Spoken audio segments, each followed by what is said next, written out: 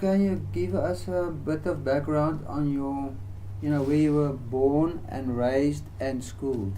Just some bit of a background on that. Okay. Born in Durban, 1923. When I was 4, I went to Bloemfontein. Went to school at St Andrew's School, Bloemfontein. Left there in 1940, matriculated in 1940. I was 17 and my parents wouldn't let me join up till I was 18, so I went to Rhodes University for 1 year. Then I came back, and when I went to enlist, I found that I had a double hernia, so I had to have an operation, and in those days a hernia... What did you study when you were at Rhodes? What did you study? What did I study? No, I was going to take BA Law. Oh, okay. Okay. And then I found I had a double hernia, so I had to have an operation, which in those days was quite a big thing, and so I was only able to pass a medical in June 1942. Okay. In your early life, any significant stories you can recall, sort of that shaped your personality or character in your early life? Anything significant that you can think? I think that was your modeling. Not really. Not really. Yeah. Okay. Okay. Then I ask, what were your ambitions before the war?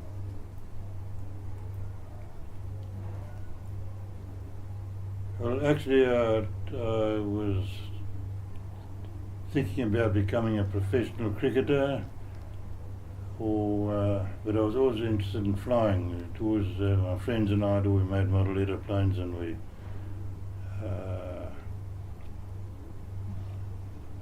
we read up a lot on the First World War flying and all that sort of thing, and I was interested in flying, and I might even have gone into aviation. Oh, okay.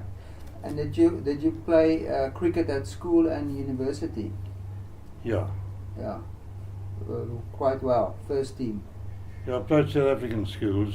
Oh, really? Yeah. Gee whiz. Yeah. And at university that year? Yeah, I played there. Got colours for cricket. Yeah. Okay. Okay.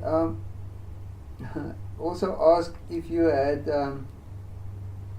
girlfriends before the war and during the war. Before the war, not really. During the war, yeah, I met a girl in Pretoria, and I was crazy about her. And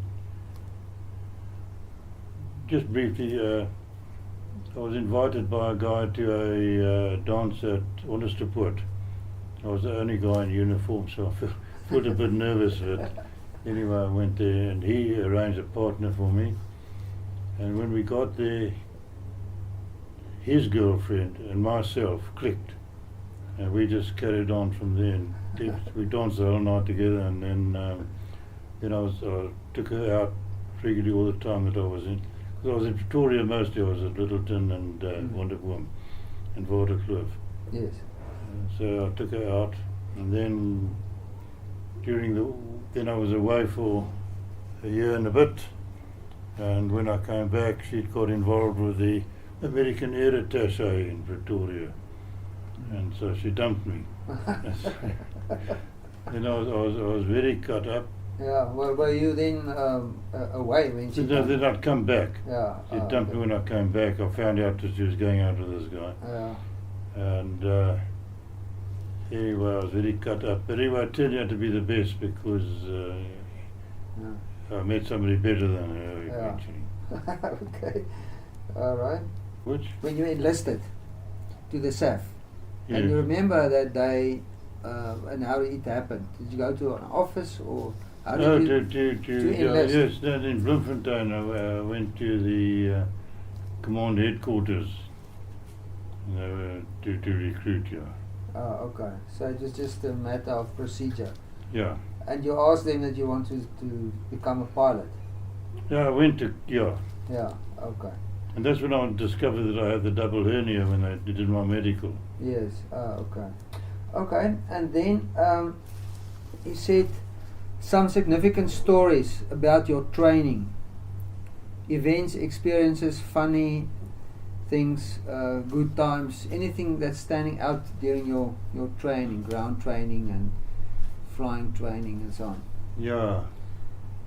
Well, ground training was pretty boring actually. There was a lot of parade work and what have you, but also you did various subjects like aerodynamics and all that sort of thing. I had a couple of interesting experiences. First one I took when I was nothing really happened when I was doing EFTS and SFTS, but when I was at OTU, we had Kitty Hawks. I took off, and as I took off, just got off the ground, and there was a terrific crash, and something came past, just touched the side of my helmet, and it was a tick bird that had come through the windscreen and just missed my head. And then at Isipingo, I took off. Just as I got off the ground in a Kitty Hawk, you wind, you've got a little handle here, and you wind the canopy up. As I was winding the canopy up, there was a terrific bang, crash, and the whole aircraft shook like this. And then the control column jammed in my hand. I couldn't move it forwards or backwards, and it was a slightly climbing angle. And I immediately... You couldn't bail, you were too low. I was still low, just taken off. Yeah, so you must make a plan. I make a plan, yeah, quickly. So I quickly trim a tab, I trimmed fully forward, and that helped me keep more or less level. So I'd just get the throttle right to stay level and not to stall, and not to climb. And I did a flat circle coming round. I came in just with to your land rudder. across the field like this. But your It's rudder was actually a still golf working. course. Your rudder was still working. Rudders were still working. Yeah, so you could turn with your rudder. Yeah, I could turn Ah, okay, laterally, well, yes, but yes. not forward and off. Yes. And then I came in sort of a crosswind like this, and I was shooting off. It looked like Christmas with red very lights going off. Another guy was coming in here, and I didn't realise at the time, but he couldn't see because the oil cap had come off, and his windscreen was covered in oil, and his goggles with oil. And luckily he landed just ahead of me, and I managed to get it down. By your throttle, putting your throttle. Yeah, well, You lose yeah, altitude with your just throttle. and Yeah. managed to keep it level, and Yeah. anyway, I got it down. And the duty officer came charging up in his jeep and screaming and shouting all sort of filthy words at me.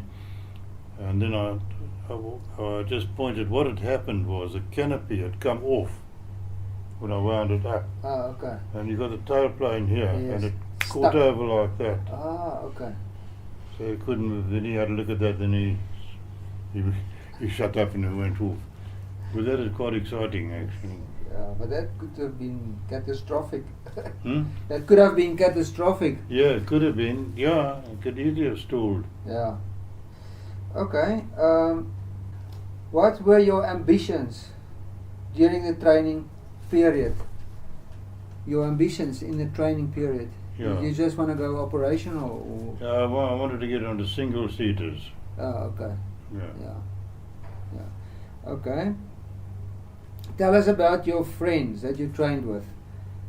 Significant people you can remember that either made an impact on you or formed your opinion or who were close to you. Also those who lost their lives later on during training. Did you have some good friends in training? Yeah. You can elaborate a bit on this. If you can remember. There's a guy something. called Beryl van Heerden, Yes. who had been an instructor, and he'd come on now. And there was Gordon MacDonald, who, when he joined us, could hardly speak English. Gordon MacDonald. And a chap by the name of Hilary Stott, Bill Matthews, Punky Carolyn, A whole lot of guys. Yeah. Is that some story you can remember of one of them, or something significant during training? Yeah. Something funny. Yes. Well, at Fawley, Yes. the mess, the officers' mess, and the senior pilots lived in a house, a double-story house, which had a cellar, and it was decided to turn the cellar into a nightclub. So Bill Matthews and I went out in a jeep, and we found a bombed-out house with a piano. So we got the piano. Well, we had another couple of guys with us. Put the piano on the bottom of the bonnet of the jeep and brought it back. Took it to the top of the narrow staircase and slid it down to the basement. And then we got coloured paper, put it around the light so it was very dim, and engaged two old Italian ladies, one with the violin and one played the piano. And then we sent two guys out to get girls. One went to the town major and lined up all the sort of top floors. And the other one went to all the street corners and picked up all the street walkers and what have you. And the first night they all turned up with their families, and they looked at each other, and you had the cream of Fawley and you had the dregs of Fawley together. And they just looked at each other. They were one lot sat to one side, one lot sat the other side, and looked daggers at each other. And we had a lot of food and drink, and the people had brought the mamas and grandmas and everybody with them. I remember one grandma had a big carpet bag down next to her, and there was a big plate of sandwiches. She just took the whole thing, plate and all, and scooped it into the bag. And took off. Anyway, we had our every Saturday night we had a party in the mess. Okay. And okay. Did you get some training for a situation where you got shot down? Where you sort of get told what to do if you got shot down, how to sort of behave when you get captured? Basically all they told us just give name, rank and number. No. And you got a little escape kit, you know, a map and so on. You also had that kit? Yeah. Yeah. Okay. So there were no sort of instructions when you got captured by enemy, except you only give that information. Yeah. All right. Okay. Where was the first aerodrome that you were deployed in Italy? In Italy? Yeah, the first one. I think you were deployed at Fawley and Ravenna. But you were first at Ravenna and then Fawley. We did a conversion for about a week at Perugia. Although it comes from Spitz, but nevertheless we went there for a week, then to Fawley, then to Ravenna, and then when the war ended we went to Udine. Well, Udine, yes. Okay. Yeah, then you returned to the squadron. Yeah, then you went to Udine. Yes, yeah. yes. Okay. Okay. How were these bases? Were they, for the pilots, were they comfortable? How did you sort of experience the bases? Well, you know, first of all I was with that 10 squadron in Yes, in North Africa. You don't want any of that though. Yeah. Now at Fawley we had the house and where we had the nightclub and the mess, and the major and the two flight commanders stayed there. But you didn't stay in tents there? No, not there. Yeah. We stayed in a sort of this concrete building with a stone floor. With apartments. And then at Ravenna we were in tents. Yes. Oh, okay. And were the pilots treated differently than the rest of the squadron, or not really? Yeah, well, the officers Yes. were separate from the other ranks as far as living conditions were concerned. But I Yeah. mean, you obviously got on very well with Everyone. Yeah. Yeah. Okay. Okay. And tell us. Like at Christmas, for instance, Christmas dinner, Yes. the officers would serve the other ranks. Okay. Was it a custom just in the SAF, or was it all over? No, I think it is. I think it is all over. Actually. All over a custom. I think so. Yeah. Yeah. Okay. And how was the camaraderie between the pilots? How? Yeah, was it? very good. Yeah. No, very good, because you all depended on each other basically. Yes.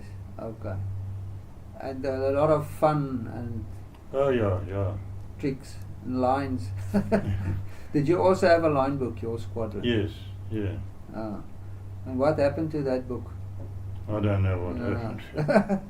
Okay.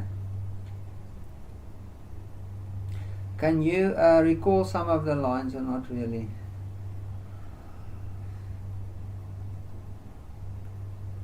Your episode, did that also made some lines in the lines book? Yeah. Yeah, I think the usual one that every line book had was the flak was so thick you Yeah. could walk on it. Yeah. And I'm sure that one Yeah. was very well. Okay. I don't know. I'll probably think of some if I put my mind to it. I can't think of them offhand now. Okay, what they ask, what is the usual modus operandi as a pilot? How does it work? The sorties, and did you go every morning to a meeting and they say, okay, you and you're going to fly? Or how does it work? Yeah, well, they would put up on the board in the operations tent. Yes. Who was flying what aircraft and what time, and then you would have the mission explained to you. A brief or something, yeah. Yeah. Yes. And then there were different missions. It was like cab rank, where you would, where the army would call up and say you'd fly around, and then if they needed you to attack some particular point or other, they'd tell you. Yes. And the other one was the rovers, where they had a guy in a jeep, Oh, okay. and he would call through to the ops rooms of the squadron and say what they needed. Say you needed a strong point there bombed, or that something attacked there. Oh, so they pinpoint the target. Yeah. Yes. And then you would also have rubobs, I think they were called, where you would go like an armed reconnaissance, where you just go out and look for trouble. Yeah. Oh, I see. Okay. And how many missions did you fly? How many sorties did you fly? Can you remember? 57. 57. Okay. And when you returned after after you were captured, did you fly any more? No. Or not? Then it was finished. Yeah. Yeah. Okay. Did you ever have an encounter with enemy aircraft? No, there were at that time there were very few enemy. Okay. Okay. Any scary moments or incidents where friends did not make it back? Then one time you were in Yes. a dive, you Yeah. said, and the guy in The front guy of you. just exploded. Yeah. McCormack. McCormick. Yeah. Just Yeah. And he was finished then. yeah, but then another guy, just a day or two later, same thing happened. I wasn't there In the dive. in the dive, and it happened in other squadrons, a couple of Yeah. other squadrons as Two well. squadron as well, yeah. Yeah, and everybody got a bit nervous, thought there was a bit of sabotage going on or Yeah. something. You Yeah. never found out what it was. Yeah. Were there in the squadron pilots that were shot down and captured and escaped and came back and told their story? Not that I know of. Not no. that you know of. Okay. Okay, then he asked. Sorry, yes, it was Bill Matthews he bailed out, and he wasn't actually captured, but he landed behind enemy lines He invaded. and met up with some partisans. Oh, okay. And he stayed with them for a while, and then the partisan leader brought him back through the lines. Oh, okay. All right. And this guy used to come fairly regularly, used to pop into the squadron for come and have some brandy and and have a chat. That's as a partisan leader. Okay. Yeah, you in the SAF squadrons, you were issued with it was rationed brandy or not? Yes, issued brandy, cigarettes. Got 50 cigarettes a week. Gee whiz. And brandy, how many brandy? No, well, that was just in the squadron. bar, in the squadron bar. Yeah. Oh, okay. Yeah. Because I believe the Americans, they didn't get issue. The story was you could get a jeep for a bottle of issue brandy. Okay. Before a sortie, did you have something that's going through your mind or not really? You know, some people prayed, some people do this, some people had a procedure. Yeah, as far as I can remember, you sort of, you might feel a little bit, maybe you didn't feel like going or something, but once you actually got to the aircraft and got in, that all went away. Yeah. You just concentrated on what you had to do. Yeah, on the job. Hmm. Yeah, okay. Okay, were you in the squadron informed what was going on in the war, you know, on the fronts, and did they sort of tell you what's happening? Yeah, well, on the Italian front anyway. Yeah, yeah. But that was that your intelligent officer, or was it just reading or news? Yeah, it was just sort of general conversation. Oh, You okay. know. Okay, on the day that you got shot down, was the whole squadron flying, or was it just your No, flight? it was just four. Just four. Yeah. Okay. And in that particular mission, I mean, the squadron might have flown really, but the weather was very bad, Yeah. very low cloud, and. But did they ask for volunteers, or No. So your name was up, and Your name was up and Yeah. you're down for go. okay, and it was So just did an they- arm recce. And I remember sitting in the cockpit. We had to wait. They thought it might be cancelled, Yes, but then it wasn't cancelled. and off you went. Yeah, we were supposed to do bombing mortars, but we couldn't bomb because the cloud base was so low. So we just dropped the bombs on a road or railway or whatever we saw. Yeah. And then when you returned, you And coming saw back, the we saw this movement on the movement, ground. Yeah, and you wanted to. Yeah. Yeah. So that all four of you went down. Yes. It's all Yes. four Yeah. of you. But and I and your wasn't- aircraft was lagging. Yeah, but I wasn't flying my own aircraft. Yeah. And this one, it flew a bit like a crab, you know, sort of. You had to put your Sorry. foot hard on the rudder to keep it straight. Yeah. So that lacked speed. When the others went full throttle, I also went full throttle, but I was lagging behind Yeah. them. So then you were a nice target. Yeah. Alone. When you crash landed, Yeah. you could still control the aircraft. Yeah. So you still All had your except for control. all except for the engine. Yeah, for the engine, but everything was still working. Yeah. So you could put it down. Okay. I remember you said in your story, when you crashed, you think you were a bit dizzy for a while. Yeah, maybe a couple of seconds, might have been a minute or two, I don't know. Yeah. Okay. Okay. And when you got out, how long did it take before the German troops were there? Yeah, well, they were already about 30 yards away, Okay. running with their armed. The guns. Yeah. Okay. But there was one bit that I forgot. You know, funnily enough, only 2 months ago I thought about it. Yes. When I got out, I mean, there was houses on the left and trees on the right, and about the width of a football field. I was in the middle. And when I got out, because I could see nothing ahead of me. Yeah. When I got out, about 60, 70 meters ahead of me was the flood bank of a river. Yeah. And it only occurred to me a couple of months ago that if I'd been in the air another couple of seconds, I would have gone straight into that. Yeah. Then you've been gone. Yeah, I never thought of that. Yeah. The funny part was that when I was hit, and I was going to pulled up, I thought I might have speed to bail out. but then everybody started, got even more shooting and hitting. So I went down to land. And then I said, Lord, you've got her.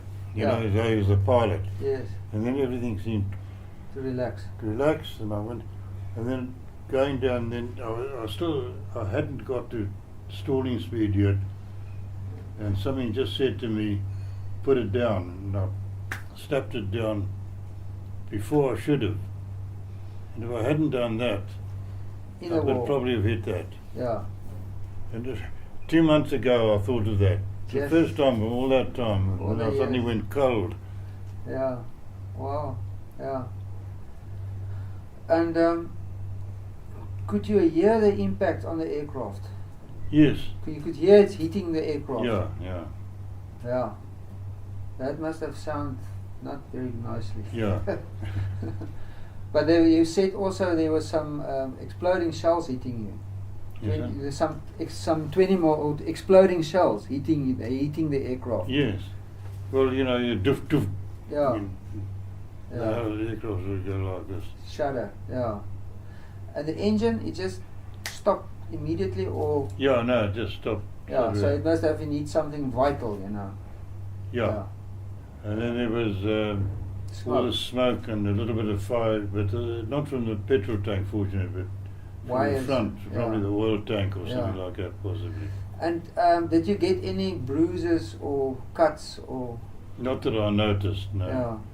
And yeah, you had your straps on. Yeah. I presume. Yeah. Yeah. Did you fly with your straps on, or did you? Oh, loosen yeah, it? yeah.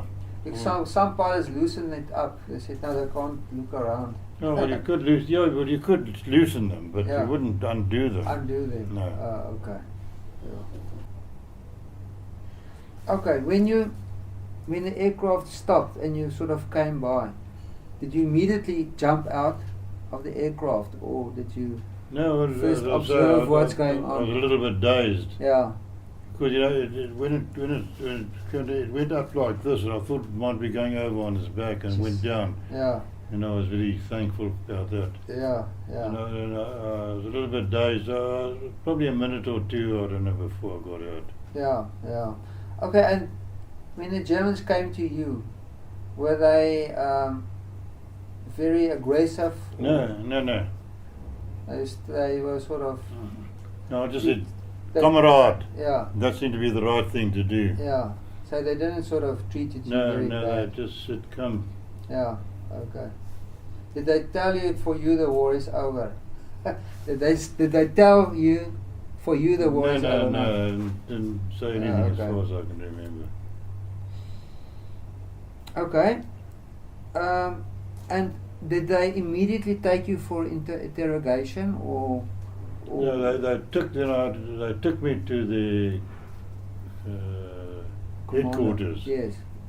and then they just left me standing there with the guard until there was a major was ready to see me. Yes. Yeah. And how did he ask you some questions, or?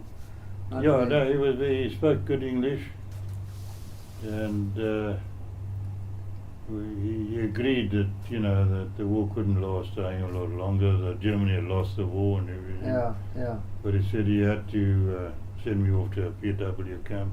Yeah. He has to do his job. Yeah. Yeah.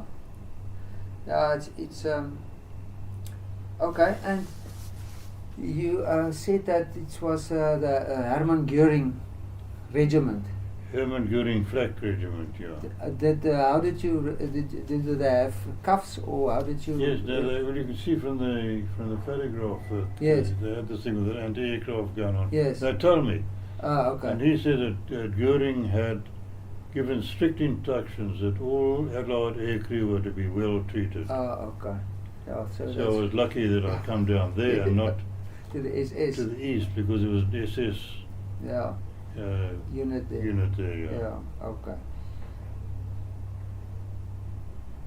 Well, how were you confined initially? Well, took me to a house which was housing German soldiers and a lot of Italian girls, and I was locked up in a room upstairs on the first floor, with a guard outside the window, so I couldn't hop out there, and the door. And I was kept there overnight. And then in the morning, I was taken out and given a proper interrogation and asked me all sorts of questions which I tried not to answer. And then that afternoon they started taking me off to a POW camp, put me in the back of a panel van with no windows, and locked me in. Yeah. But how did the interrogation go? Was it intense, or did they just go through their procedures? No, it was not really, more or less just, Go through their procedures. Yeah. Okay. Okay, we ask here, what do you remember about the capture that stood out for you as extraordinary? What do you remember about the capture that stood out for you as extraordinary? The attitude of the Germans, or I suppose that. Well, after we spent the night, next morning, I was locked up in the back of this thing of the and van. travelled by day. Yeah. I Yeah. was dead scared because aircraft were looking around for anything moving on the ground to shoot it up, and I wouldn't be able to get out. So that night while we were chatting, I told them I don't want to get back, be locked up in there with aircraft around. So they allowed me to sit on the back with a guard, On with the our roof. legs over the back, Yeah. and we travelled that way. Okay. That is quite Yeah. unusual, I should think. Yeah. So they trusted you. Hmm? They trusted you. Yeah, well, I had a guard with me. Yeah. Okay. I suppose the fact that we had a meal together and a few drinks and chatted is a bit unusual. Yeah. Okay. So initially there were only 2 Germans. Initially 2, yes. Yeah. And then later there were Then 4. we met up with another 2. Yeah. So They were joined us. So they were all assigned to move you. Yeah. Okay. Okay. I remember you talked about this in the video, but can you tell us about the communication? How you communicated? Yeah. Well, no, I had English and Afrikaans. They had German and Italian. I had a little bit of Italian, not much. But we had sign language as well. And we sort of talk, say, I'd point to a tree and say boom, and they'd say boom, and Yeah. you know what I mean? So Yeah. that I got to learn quite a few. And then we also just draw pictures on the ground. Like when we were deciding on what to do, I said, we pointed to, we had, as you remember, I told you, a Schmoser Yeah. and a Beretta. And so I said, I pointed to that and I said, Wehrmacht, kom hier by prisoneer. Partisani kom by prisoneer. And it's, Yeah. like that sort of. Yeah. Okay. So it worked. It worked, yeah. Yeah. We couldn't discuss family life and that sort of thing. Yeah. Anything to do with. Yeah, so it's just the situation that you discussed, Yeah. and what to do, and things like food and drink, and Just whatever could be found. yeah. So they were also a bit hungry. Yeah, I remember that night we found they caught a chicken Yeah, and boiled it, and then we had had that. something to eat. I yeah. can't remember having anything else to eat, to be quite honest. Bread or something. Yeah. Yeah. Okay. But did the idea come from you? For Yes. them to Yes, work yes. together? Yeah, yeah. And how did they initially take it? Did they have their own discussion? Yeah, they had a little discussion themselves, yeah. Yeah, and then they said yes. Yeah. Okay. When you initially talk about the idea, how long did it take before them to say, okay, yes? Was it a half a day or? Probably half an hour, something like that. Okay, so it's quickly. Yeah, And then you immediately turn around. yeah. And Jeez. go back. Yeah. You know, when they turned around, Yeah. then you know they're committed. Yeah, yeah, Now we have their trust. yeah. Okay. Okay, so just go through us again your protocol. If you get Germans, then you're the prisoner, Yeah, and they'll have all the arms. yeah, And if they have partisans, they are your prisoners, and you have the That's arms. right, Yeah. yeah. That was sort of the idea. yeah. But you haven't met Germans No, along the no. road. But you've met partisans. Yeah. Only at the end, yeah. At the end. Yeah. But you still went along with the vehicle, Yeah, closer and closer to the lines, yeah. until the last night when the day when the partisans took you through.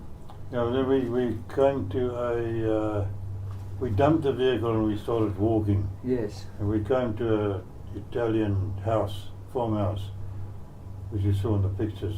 Yes. And we stopped there and had some, they produced some vino and some bread for us, bread and cheese, which we had. We got quite pally with them. The Germans could speak to them quite easily. in Italian, Italian. yes. And I explained the whole thing to them. And Okay, so they they accepted all went it. very chummy, yes. Yeah. And then they said we could stay in the loft outside. Oh, okay. With a lot of hay, you could Yes. get down quite comfortable. Okay. Then obviously they then tipped off the partisans that we were there. Oh, okay. So the next morning, partisans suddenly appeared. Yeah. But do you think they had the intention to kill the Germans, or not really, or just take them No, prisoner? yeah, well, you see, we were up in the loft, Yes. and this guy came up on a ladder, stuck his head in with his rifle. So I picked up the Schweizer, and then I said, they're my prisoners, you can't touch them. But not in those words, but Yeah, try yeah. to get that across to them. Yeah. And then the guy said, all right, he agreed. We came down, and there were a whole lot of partisan and Italians and everything. And did the Germans have their hands up or not? The Germans, yeah. Yeah, they Yeah. they held their Yeah, hands so up. more or less Oh, like yeah, this, yeah, yeah. yeah, And then I said, no, put it down, it's okay now. yeah. And then one of the partisans, or one of the crowd there anyway, wanted to come and grab one of the Germans, and he ran away the youngest guy. He ran away shouting, he was screaming, he was terrified. And I just shouted at him, come back and tell the guy to shut up and let him be. Yeah, yeah. And then it was all right after that. So he wanted to assault him. He Yeah. wanted to, yeah. Yeah. Okay. Because I didn't like the Germans very much. But you were pally with him. Yeah. Inside, you know. Yeah. Okay. And then the partisan leader yes. agreed to Take you to the take you away to get, because it was very fluid then, it wasn't like trenches or anything. It was, Yeah. Yeah. He knew how to it was get a through. moving front. Yeah, he knew how to get through. Yeah. Okay. Okay. And when you went through the lines, did you see German positions or not really? No, not really, but So you could hear the machine guns going Yeah. and a couple Okay. of shells landing here and there. Okay. Okay. When you were 3 nights. There was 3 nights. I wanted to get 2 or 3 of them. Yeah. So the first night, the second night, Yeah, at least 3 nights. And the last night was when the partisans came. Yeah, And they took you through the lines the next day. yeah. Okay. All right. Now at night, you know, when you were sitting there with the Germans, did you have sort of social conversations or not really? Yeah, well, the first night, Yeah. they wanted to put me back in the vans for the Yeah. night. Yeah. And I said, no, I explained to them about, Yeah. yeah, and that. Yeah. And we'd had a couple of bits of vino by then, and they were quite amenable. Yeah. And then I said, okay, I'll promise you that I won't run away. And they accepted that as my word. Yes. So they didn't put a guard on me or anything. And we slept that night.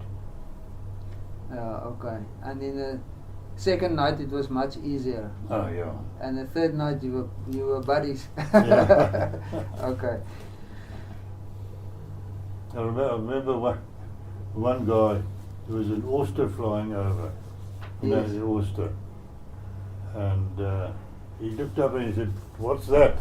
And we used to call these oysters, Spotter planes. Yeah. no, to call them, what is it again? Piscats. Piscats. So I said, it's a piscat. And from every time we saw an old brother, he used to laugh. Cutpus, cutpus. Oh, sure. And funny enough, everybody says that Germans had such a little sense of humour. These guys had a fantastic sense of Yeah, humour. yeah. Do you know from what part of Germany they came from? Or Well, I know the one came, only the one, and he came from a place called Iberapolder, and then Thuer. But I spoke to Germans They don't know this who were place. living in Germany, and they didn't know where Yeah. that was. Okay. Okay, when you reached the Allied lines, how did that happen? How did the partisans sort of take you right through? Yeah, they just and then just left. Only the one partisan, Yeah. and then he just left us. Yeah. And how did that happen? Was it a Canadian or what? Yeah, we met. New I Zealand? believe they were Canadians, Yeah. Okay. and they took them over. And how was their attitude when you came there with the Germans? I don't know. I don't really know what their attitude was. Yeah. So you just said goodbye to the guys. No, I gave them each A letter. a little note Yes. saying that they'd saved my life and please treat them well and what. And then I'd also given them my address. They'd written down my address In South Africa. in South Africa. Yeah. But you got no letters. No. Yeah. Yeah. The one guy, he gave you the words of Lily Marlene, or not? Or wasn't it you? The words, yes. Yes. Did he write it down for you? Yeah. Yeah. Just the first verse. Yeah. I think I made a copy of that. Yeah, I think you did. Yes. Okay, when you got back to the squadron, did you make the intelligence officer, or what you call him, Yes. the spy? Yeah. Spy. Yeah. Yeah. Did he take your Yeah, he took all down all his. report? Yeah. Yeah. Okay. So I will be able to get that, I think. Yeah. So yeah. But did he write it or did you write it? He just No, he wrote it. You just talk and he Yeah. wrote. So the letters you wrote to support the Germans, it's just said they saved your life and then you must Yeah, I be just said, treated please well. treat them well, they saved my life. Yeah. Okay. Wasn't a letter, just written on a piece of Paper. paper, yeah. Yeah. Okay. Okay. This question is, what would you have liked to say to them or their children about them, their conduct and the way they treated you and probably saved your life? Well, that's what I would say to them. Yeah. They treated you well and yeah. Yeah, they didn't actually save my life, but Yeah. I'll just put that in because Yeah. Yeah. For them to have hopefully be treated better. Yeah. One thing I didn't mention was when, after I'd been captured, when they were taking me to the house, put me in for the first night, Yes. they sent me with two guys. One had a sizer, and the other one had a pick and a shovel. Oh, yeah. And took me through Forest. some trees. Now I thought I was walking in front, and I thought, shit, now what do I do? They're going to shoot me and first make me dig my grave or something. And I thought, I thought it's pointless running away. Yeah, then they're going to shoot Of course, you. they just shoot me, so I just kept walking. We just walked to the house. Nothing happened. Yeah, we laugh about it now. Yeah, it was quite, yeah. Yeah, yes. Although I didn't really feel worried, I just sort of, well, you know, fatalistic. If it happens, it happens. Yeah. She was. Okay, let me see if there's something else that I missed. In all this time that you were there, being shot down, you went to the commander. Did you see some of the German equipment and tanks and guns and things like that? And No, just German troops, that's all. Transports or anything? Yeah, well, there were probably a car or something around. I mean, I wasn't really taking it all in. Yeah. But did they still look organized and... Oh, yes. Oh, yeah. Yeah. So they didn't look in disarray. No. I mean, what he said to me, he said that they know they can't win the war, but he said got the duty. they've sworn to defend Germany, and they'll carry on until they're told to stop it. Because they won't stop fighting until they get the orders. Yeah. Okay. So did you see some of the anti-aircraft guns or not really? No. Nothing. No. Nothing. Yeah. No, just in the sort of But- headquarters. Yeah. They don't want anything of when I was in 10 Squadron. We can talk about that as well. Let's talk about that. Yeah. 10 Squadron. I haven't got questions here, but let's talk when you finished your training and you were sent up north. You know, Yeah. how did that happen? How did you were sent to Cairo at first? Did you fly up with a? Yeah, no, we went up in a Dakota. Had a very, very interesting trip because we landed about 4 times, I think, on the way up. And remember we were going over Kenya or Uganda or somewhere, and this guy came down quite low, a couple of 100 feet. And I've never forgotten there was a wildebeest, elephant, and giraffe in 3 columns, sitting for miles. I mean, we flew along for about 10 minutes, just all running in one direction, but in a column of 3, like this. It's like a migration. I don't know. It was amazing. The way they had these, each stuck to their own column, Yeah. quite close together, and just running in one That direction. must have been in over Tanzania or Kenya. Yeah. Wow.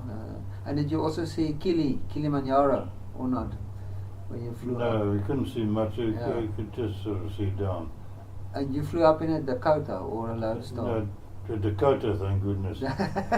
And coming back also to Dakota. Okay, and okay, then you went to the camp where you wait. What do you call it? Yeah, Base camp. actually, I thought you might be asking me something like that, so I wrote something down. Oh, okay. As far as I can remember, because I lost my logbook, so that is more or less. Ah, okay, that's your whole movement. Yeah. Okay. Can I keep this? Yeah. Okay. Yeah. When you were in 10 Squadron, you did one mission, one sortie.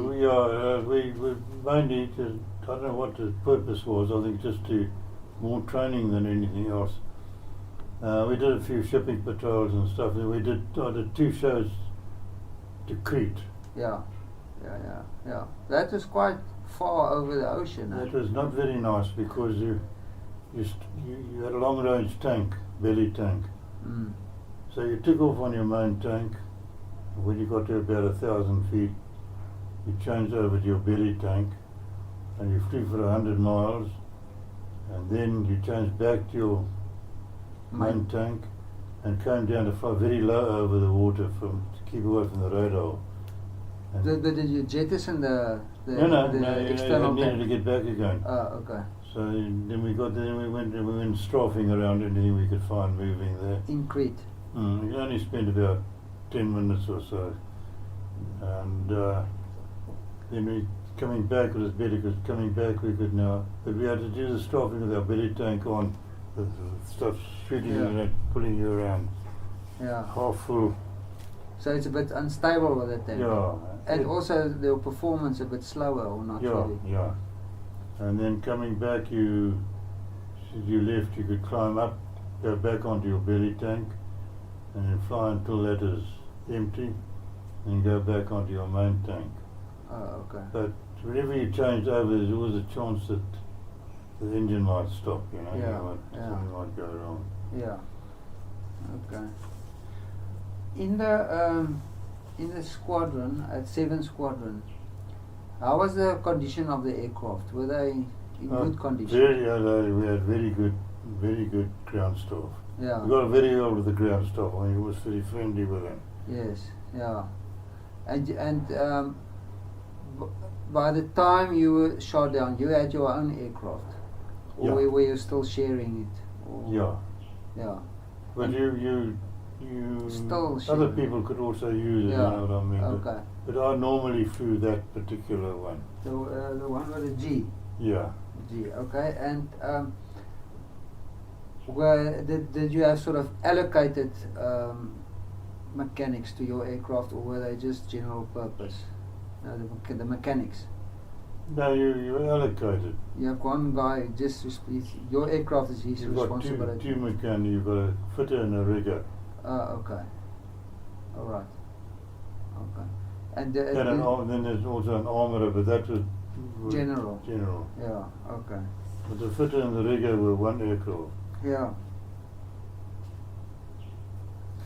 Did you you also flew a lot of bombing missions, or not really? Yeah, quite a few. Sorties, and then you only had the one bomb. Yeah. 500 pounder. Yeah. 500 pounder. Yeah. Okay. So you didn't have the smaller ones. They on the wings. I think I saw some photographs. Not really. No. Yeah. And I think that was in the early days. I had the smaller ones. Yeah. 250 pounds. Yeah. You know, I once had to land with the bomb that hung up. Oh, okay. Yeah. Did you? Because I heard that later at some stages they didn't want the guys to land with a hang up bomb. But I didn't know it. I didn't know it hadn't dropped off. Gee whiz. Yeah, I thought it had gone when my bomb died. And So it was still there. Yeah. And They found it off. so all the guys cleared the runway, or not really?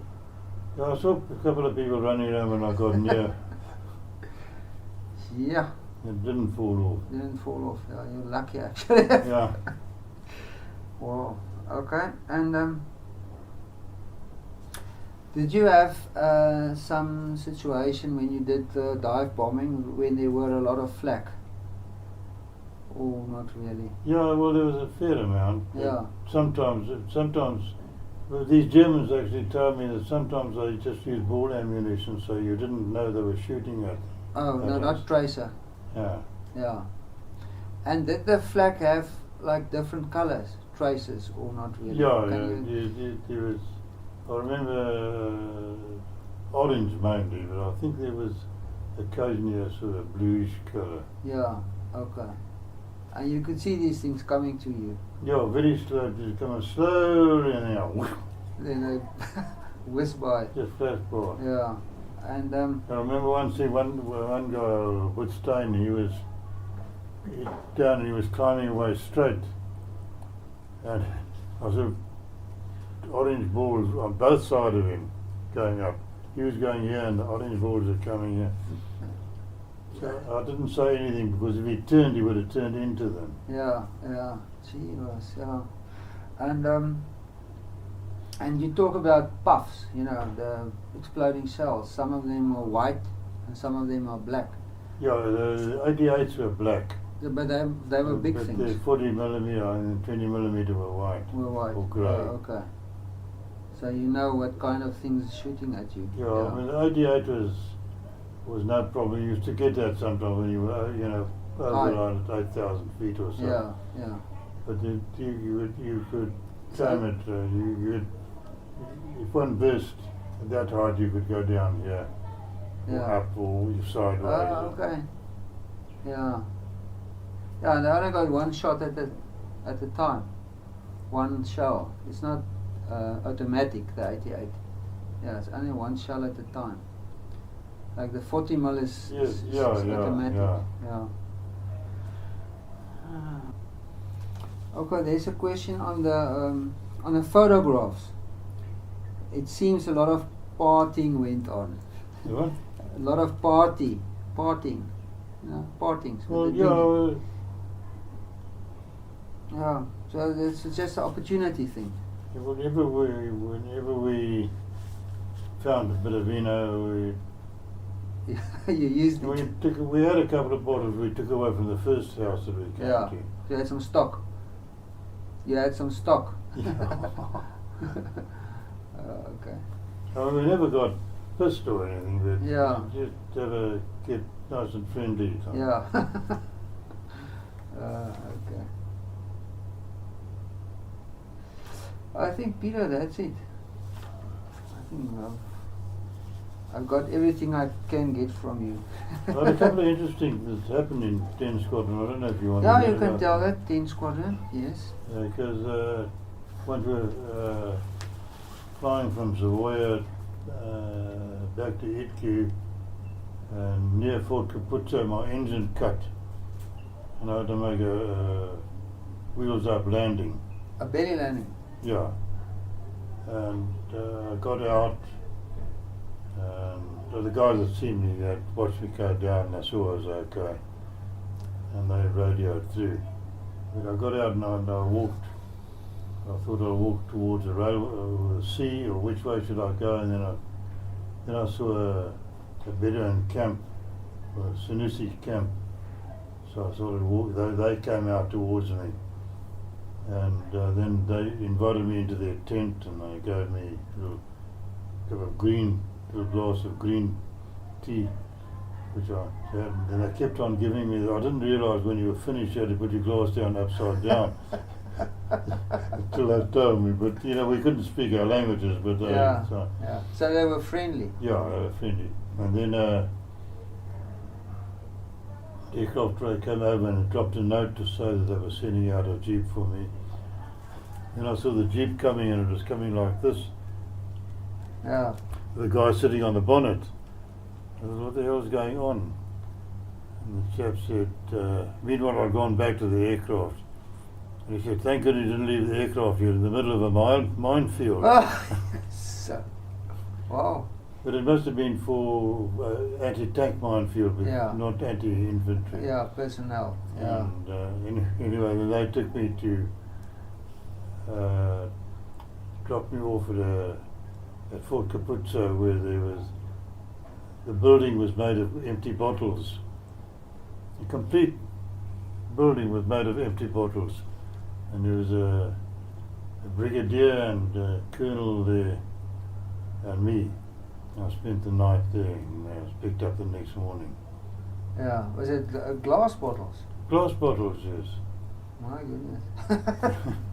But so you were flying, and your engine cut. Yeah, So you had to make a forced landing. yeah. You couldn't bail. You went Well, I on. could have bailed out, but Yeah, you just just would rather to make a forced landing. forced I landing. mean, it was desert, it's just flat. Yeah, yeah. Okay. So it wasn't too much risky. Yeah. And then another time when we were at Itku, outside Alexandria, a friend of mine wanted his hair cut, so I said, I'll cut his hair. I never cut hair before, so I made a bit of a mess of it. And he said, "Right, now I'm going to cut your hair." And he made a mess of my hair. Then the guys got clippers and they cut our hair off completely, so we were bald. And then they painted orange, white, and blue Roundels. roundels on top of our heads. And then the OC said there are 2 aircraft got to go for major overhaul in Alex. So you 2 take it there and have 5 days leave. We were in Alex for 5 days with this. We went to the Monseigneur, which is a nightclub, or a club that's day and night, with our caps on. We got 2 quite nice girls. We started dancing. They said, "We must take our caps off." We said, "No, we're not." So anyway, they wouldn't dance with us, and nobody would dance with us if we didn't take our caps off. So we were walking back to the club, and a couple of bottles came from past the Hotel Leroy, and a couple of bottles burst on the street next to us. And we looked up and we saw a guy throwing a bottle out at us. So we went inside and went up, and we saw which floor it was on. And we found RAF squadron. The 3 of them, the OC, he was a New Zealander, a Canadian, and somebody, and another one. And they were there with 2 ENSA girls. And they invited us to join them. So we stayed for a couple of nights, or a couple of days and nights with them. Just drinking beer all the time. Well, what kind of girls were they in? ENSA, that was the entertainment unit. Oh, okay. What do they call them in? What did they call the unit? ENSA, E-N-S-A. Oh, was that RAF, British? Yeah. Yeah, okay. Well, Yeah, so they did concerts. They did concerts. They did concerts, yeah. Yeah, this unit. But they were also on a couple of days leave. Oh. Met up with this other crowd. Yes. Well, I didn't know you made a forced landing. Did you also make one in Italy or not? No, just that one. Yeah. And the one in when you did training. Yeah, when you did your training, you also did a kind of a forced landing. Yeah. Oh yeah, but that was wheels down. Yeah. But how did that go? All right. In the desert when you. Yes, no, it went out perfect. You are very good at forced landings. But that aircraft, did they write it off or not? No, I think they picked it up and sent repaired it to repair. Category. Yeah, it wasn't really damaged at all. Yeah. Wow. Well, not very little damage. Yeah. Gee whiz. But you were in Syria as well. Yeah. Yeah. You don't want to go there now. No. That's where Bill Robbie was killed. Yeah. I don't know what he did. I'll tell you what happened. Yeah, he said he rolled. Yeah, they're coming in a diamond shape, close formation, and suddenly he started rolling. This guy, he must have seen this guy coming up underneath him. So he didn't complete the roll. Oh, okay. And he sort of held up and let the others go past, then he got into a spin. Yeah. Oh, okay. Yeah, that was sad.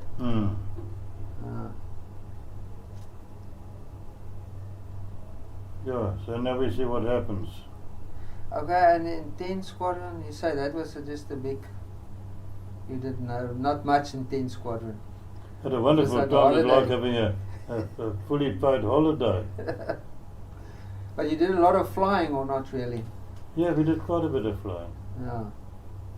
But I was able to see, Mesometry was a fantastic place. There's a beautiful harbour. You know, there's like, the water was like a sort of a clear baby blue. You could see right to the bottom. Yeah. The sand was just like Johnson's baby powder. It was so soft. Yeah. In summer, so it was beautiful. Yeah. Okay, Peter, I think that's it. I'll show you my first girlfriend. Oh, okay. Well, that's the one that went with Yeah. the Americans. Yeah. Magdalena Bierman was her name. Oh, okay. There she is.